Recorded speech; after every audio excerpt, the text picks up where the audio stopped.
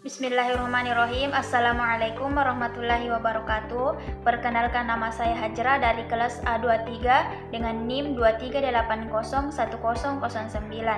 Baik, saya akan mempresentasikan PPT saya di mata kuliah Psikologi Pendidikan dengan judul materi guru dan mengajar. Nah, pada kesempatan kali ini ada beberapa poin yang akan kita bahas. Yang pertama adalah pengertian guru dan mengajar, yang kedua adalah peran guru dalam proses belajar, yang ketiga adalah metode belajar yang efektif digunakan oleh guru dalam proses belajar, dan yang terakhir adalah tantangan yang dihadapi guru dalam mengajar. Baik, kita masuk ke poin yang pertama, yaitu pengertian guru dan mengajar. Guru adalah seorang pendidik yang memiliki peran penting dalam proses pembelajaran. Mereka bertanggung jawab untuk mengajar, membimbing, dan mendidik siswa dalam berbagai aspek, baik dalam akademis maupun karakter. Selain menyampaikan pengetahuan, guru juga berperan sebagai motivator, fasilitator, dan pembimbing yang membantu siswa dalam mengembangkan potensi diri mereka. Guru memiliki peran yang sangat penting dalam membentuk masa depan generasi muda. Kemudian yang kedua adalah pengertian mengajar. Mengajar adalah proses penyampaian pengetahuan, keterampilan, dan nilai-nilai dari seorang pengajar atau seorang guru kepada siswa atau peserta didiknya. Proses ini tidak hanya melibatkan transfer informasi tetapi juga mencakup pembimbingan, interaksi, dan pengembangan pemahaman siswa melalui berbagai metode dan strategi pembelajaran. Dalam artian lain, mengajar adalah proses yang dinamis dan interaktif di mana seorang pengajar mampu menyesuaikan metode dan pendekatan sesuai dengan kebutuhan dan karakteristik siswa. Kemudian kita masuk ke pembahasan yang kedua, yaitu peran guru dalam proses belajar. Nah, pada peran guru dalam proses belajar ini ada 3 poin. Yang pertama adalah guru sebagai pendidik dan pembimbing, yang kedua adalah guru sebagai motivator, dan yang ketiga adalah guru sebagai pengembang karakter. Baik, langsung saja kita masuk ke poin yang pertama, yaitu guru sebagai pendidik dan pembimbing. Maksudnya adalah sebagai seorang pendidik, kita memberikan ilmu pengetahuan yang dapat membina siswa agar dapat berkembang secara optimal. Seorang guru harus mampu memahami kebutuhan siswa yang memberikan bimbingan yang sesuai untuk memastikan bahwa siswa dapat memahami materi dengan baik melalui pengajaran yang sistematis, terstruktur, dan interaktif. Memberikan arahan dalam pembelajaran agar siswa mencapai tujuan pendidikan yang diharapkan. Baik, kemudian kita masuk ke poin yang kedua, yaitu guru sebagai motivator. Guru memberikan dorongan semangat kepada siswa untuk terus belajar, berprestasi, dan mengatasi hambatan. Guru menciptakan lingkungan belajar yang menyenangkan dan menumbuhkan rasa percaya diri kepada siswa. Kemudian strategi yang dapat kita gunakan yaitu yang pertama, memberikan pujian atau penghargaan atas usaha siswa. Yang kedua, menanamkan sikap positif terhadap belajar melalui cerita inspiratif atau contoh nyata. Kemudian, kita menyediakan umpan balik yang membangun untuk meningkatkan motivasi intrinsik siswa. Kemudian yang ketiga adalah guru sebagai pengembang karakter. Guru bertugas menanamkan nilai-nilai moral, etika, dan sosial kepada siswa, membantu siswa menjadi individu yang tidak hanya cerdas secara intelektual, tetapi baik secara emosional dan spiritual. Guru memberikan contoh yang nyata dalam bersikap dan bertindak sesuai nilai-nilai positif, memberikan apresiasi terhadap perilaku baik siswa seperti sikap disiplin, tanggung jawab, dan kejujuran. Kemudian membuka ruang diskusi untuk membahas pentingnya nilai-nilai seperti empati, toleransi, dan kerjasama.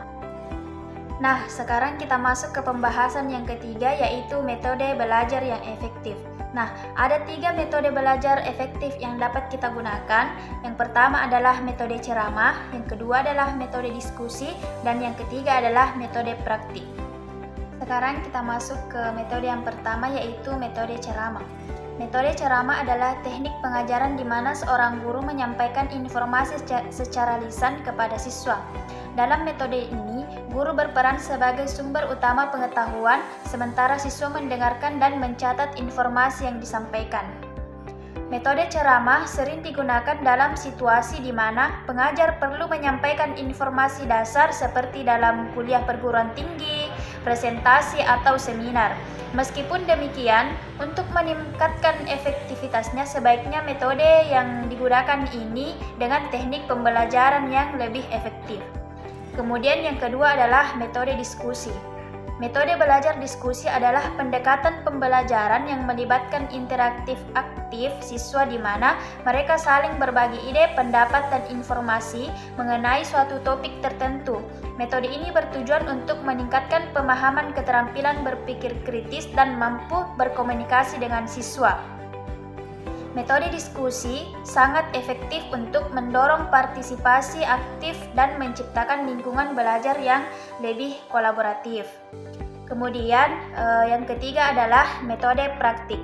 Metode praktik adalah teknik pengajaran yang melibatkan siswa dalam aktivitas langsung untuk menerapkan pengetahuan dan keterampilan yang telah dipelajari. Dalam metode ini, siswa belajar melalui pengalaman nyata, baik di dalam maupun pembelajaran di luar. Metode praktik sering digunakan untuk dalam bidang-bidang seperti sains, seni, olahraga, dan keterampilan teknis lainnya. Metode ini sangat efektif digunakan untuk meningkatkan keterlibatan siswa dalam memperkuat pembelajaran. Baik, kita masuk ke pembahasan yang terakhir, yaitu tantangan yang dihadapi guru dalam mengajar. Ada 3 poin yang akan kita bahas pada pembahasan kali ini. Yang pertama adalah keterbatasan sumber daya, yang kedua perbedaan karakter siswa, dan yang ketiga adalah teknologi dan perubahan zaman. Baik, kita masuk ke poin yang pertama, yaitu keterbatasan sumber daya. Keterbatasan sumber daya mencakup berbagai aspek seperti yang pertama adalah fasilitas dan sarana.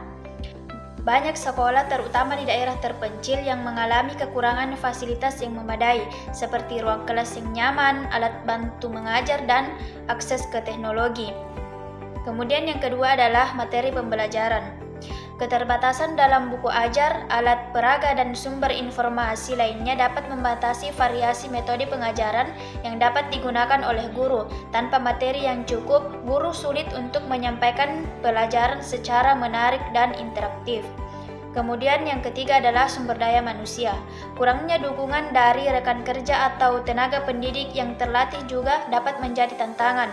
Guru mungkin merasa terisolasi dan tidak memiliki akses ke kolaborasi atau bimbingan yang dibutuhkan untuk meningkatkan kualitas pengajaran. Kemudian poin yang kedua adalah perbedaan karakter siswa. Setiap siswa memiliki karakteristik dan latar belakang yang berbeda yang dapat mempengaruhi cara belajar mereka. Yang pertama yaitu gaya belajar yang beragam. Siswa memiliki cara belajar yang berbeda. Ada yang lebih suka belajar secara visual, auditori, atau kinestetik. Guru perlu mengenali dan menyesuaikan metode pengajaran untuk memenuhi kebutuhan semua siswa yang bisa menjadi tantangan besar. Kemudian yang kedua, motivasi dan minat. Tidak semua siswa memiliki motivasi yang sama dalam belajar. Beberapa siswa mungkin sangat antusias, sementara yang lain mungkin merasa tidak tertarik atau bahkan terpaksa mengikuti pelajaran.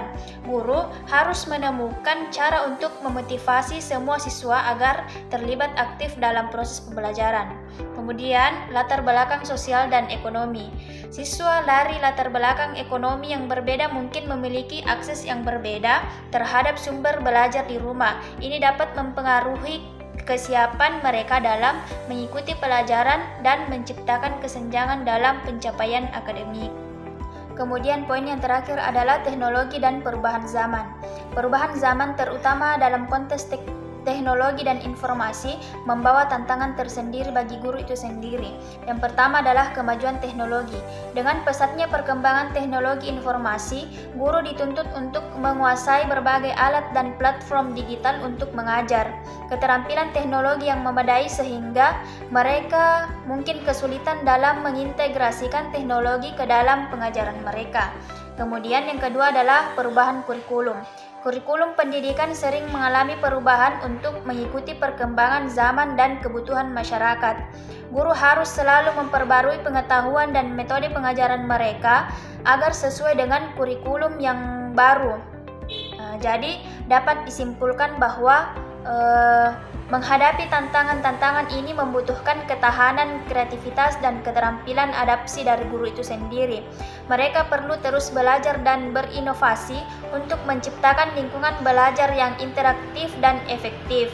Meskipun dihadapkan pada keterbatasan sumber daya, perbedaan karakter siswa, dan teknologi dan perubahan zaman, dengan pendekatan yang tepat, guru dapat mengubah tantangan ini menjadi peluang untuk meningkatkan kualitas pendidikan.